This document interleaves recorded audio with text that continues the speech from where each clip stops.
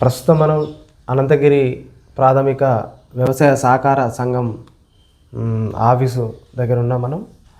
మనకు incharge CEO గారు Ramakrishna sir మన దగ్గర ఉన్నారు. నమస్కారం సార్. నమస్తే సార్, మన ఈ సహకార సొసైటీ సంఘం నుంచి ఐకేపీ సెంటర్లు ఎన్ని నిర్వహిస్తే వాటి నిర్వహణ ఎలా ఉంది సార్? ప్రజెంట్ అయితే 3 సెంటర్లు నిర్వహిస్తున్నాం. ఒకటి భోజగూడెం తండ, తర్వాత మొగలాయకోట, అనంతగిరి, 2 సన్న రకాలు, 1 దొడ్డు రకం, ఇవి నిర్వహిస్తున్నాం. ఈ సొసైటీ ఐకేపీ సెంటర్ సొసైటీ నిర్వహణలో సౌకర్యాలు లేమితో కొట్టుకుంటాడుతున్నారు సార్. ఈ రైతులు ఇబ్బంది పడుతున్నారు. మరి మీరు ఎలా ఈ సొసైటీ నిర్వహిస్తున్నారు సార్? సౌకర్యం అంటే అక్కడ కనీస సౌకర్యం అన్నీ ఏర్పాటు చేసినాం మేము. టెంట్ కానీ, తర్వాత వాటర్ కానీ, దాని తర్వాత టేబుల్స్ కానీ, వీటన్నిటికీ ఏర్పాటు చేసినాం. రైతులు తూర్పాలు పోసుకోవడానికి మిషన్లు కూడా ఏర్పాటు చేసినాం మేము. కాకుండా మాకు మిల్లు అలాట్మెంట్ రావడం లేట్ అయింది, దానివల్ల లిఫ్ట్ చేయలేకపోయినాం. ఇక మీరు ఈ ధాన్యం సేకరించేటప్పుడు పచ్చి ధాన్య తేమ శాతం వచ్చే పరికరాలు కానీ, ఎలక్ట్రానిక్ కాంట్రాలు కానీ ఎలా మీరు ఈ సెంటర్లకు సప్లై చేస్తున్నారు? మీరు మా మార్కెట్ యార్డ్ నుంచి తీసుకొస్తాం సార్. అది ఎలక్ట్రానిక్ కాటాలు, తర్వాత మ్యాచర్ వచ్చాయి, అక్కడ నుంచి తీసుకొచ్చేసి ఏ సెంటర్ ఆ సెంటర్కి డిస్పోజ్ చేస్తున్నాం. ఈ తేమ శాతం ఎంత నిర్ధారించడం జరుగుతుందో, అలాగే ఒడ్లను తూర్పారబట్టలేదు అవి అని ఇబ్బందులు గురి చేస్తాడు రైతులను. ఇదేంది అది ఇబ్బంది గురి అంటే ఏం లేదు సార్. మామూలుగా మనకు అలా ఏమైనా తాలు ఏముంటే మనం తీసుకొచ్చిన ఈ ప్యాడీ క్లీనర్ ద్వారా క్లీన్ చేస్తున్నాం. మళ్ళీ ఒకవేళ అది ఏమన్నా తాలు ఎక్కువ ఉండి కానీ ఇది కానీ ఉంటే మళ్ళీ రిటర్న్ చేస్తున్న ఉద్దేశంతో కూడా కొద్దిగా మంచిగా ఉన్నా కూడా చూసి చేస్తున్నాం. ఈ గోనె సంచుల కొరత ఉందంటారు, పురుకోసాల కొరత ఉందంటారు. వీటిని టెండర్ ప్రక్రియ ముగించి మరి మీ ధాన్య సేకరణకు సరిపోను గోనె సంచుల సేకరణ ఉందా సార్ మరి మీ దగ్గర? ప్రస్తుతానికైతే మేము అడిగినని ఇచ్చేసారు సార్. ఎంఎల్ఎస్ పై నుంచి తీసుకొచ్చినాం. పురుకోస అయితే గోనె సంచులు తీసుకొచ్చి రైతులకి సెంటర్ని అందుబాటులో పెడుతూనే ఉన్నాం సార్. ఇక్కడ రైతులు ప్రధానంగా వాళ్ళ ఆవేదన వ్యక్తం చేస్తున్నారు సార్. పచ్చి ధాన్యం ప్రైవేటు వ్యక్తులు ఇతర రాష్ట్రాలకు తరలిస్తున్నారు, దానివల్ల కనీస మద్దతు ధర కూడా రాలేకపోతుంది. దాని మీద ఎలాంటి చర్యలు తీసుకుంటుంది మన సొసైటీ తరఫున? మనకు ఆరబెట్టిన దానం వేస్తారు కాబట్టి మనం ప్రభుత్వం గిట్టుబాటు ధర కోసం వేస్తూనే ఉన్నాం సార్. అది మరి పచ్చిది బయట తీసుకున్నట్టు మనకి దాని గురించి తెలియదు సార్. అది ఇప్పుడు ఈ బోనస్ ఎలా అందుతున్నది? మ్యాక్సిమం 40 years హౌస్లో అమౌంట్ పడిపోతుంది మనం వాళ్ళు అమ్మిన ధాన్యానికి. దాని తర్వాత 2-3 daysలో ఈ బోనస్ కూడా పడిపోతుంది. మద్దతు ధర ఎంత ఉంది? మద్దతు ధరతో పాటు బోనస్ ఎంత ఇస్తున్నారు మీరు? కింటాకు వచ్చేసి 500 మద్దతు బోనస్ ఉంది మనకి. 23-20 కింటాకి మనం చెల్లించేది. అంటే ఏ గ్రేడ్ ధాన్యాన్ని? A grade. అట్లా ఎన్ని గ్రేడ్లు నిర్వహిస్తున్నారు ధాన్యాన్ని?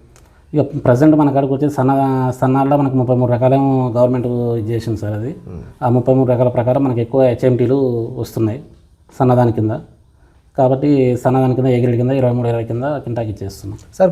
కొన్ని సెంటర్లలో అమాలీల ఛార్జీలు భిన్నంగా వసూలు చేస్తున్నారని మాకు తెలిసింది సార్. ఇది ఎంతవరకు వాస్తవం? అది అక్కడ ఉన్న వాళ్ళు అమాలి వచ్చేదాన్ని బట్టి ఉంటుంది సార్. మరి కొంతమంది ఏమో మాకు పొదుపులు అనే సరిపోతుంది రావట్లేదని కొంతమంది. ఈ ఐకేపీ సెంటర్ల నిర్వహణ అయిపోయిన తర్వాత కొంతమంది మళ్ళీ అక్కడ ధాన్యం సేకరించి అమ్ముకుంటున్నారని తెలిసింది. ఇది వాస్తవం అంటారా? అర్థం కాలే.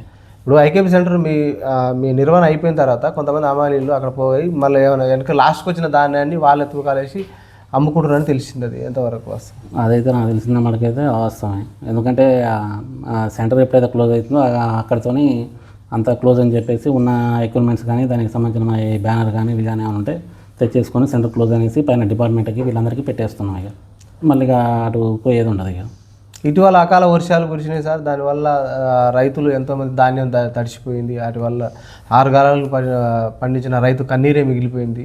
వాళ్ళు అలాంటి ధాన్యాన్ని మీరు ఎలా సేకరిస్తున్నారు సార్? ప్రస్తుతానికైతే ఇప్పుడు సరే కొంత తడిచి ఉండొచ్చు, దాన్ని మళ్ళీ ఆరబెట్టి మళ్ళీ మిల్లకి పంపించడం జరుగుతుంది సార్. అది ఈ సొసైటీ ఆధ్వర్యంలో సంవత్సరానికి ఎన్ని మీటింగ్లు నిర్వహిస్తున్నారు? బైలా ప్రకారం అయిపోతున్నారా మీరు?